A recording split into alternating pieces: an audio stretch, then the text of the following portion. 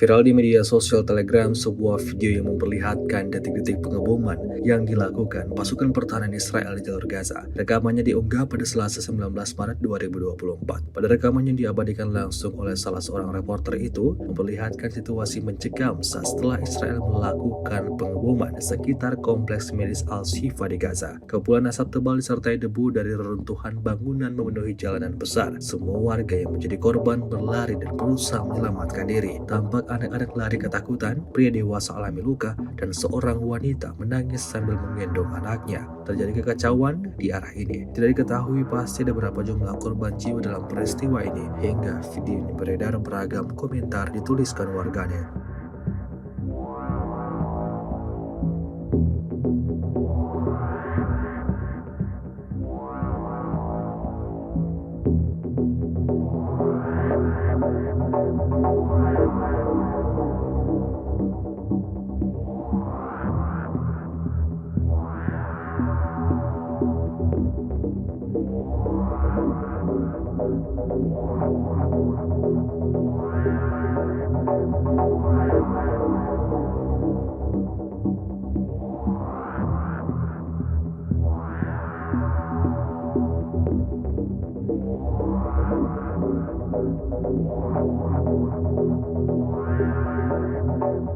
Download Tribun X sekarang, menghadirkan lokal menjadi Indonesia.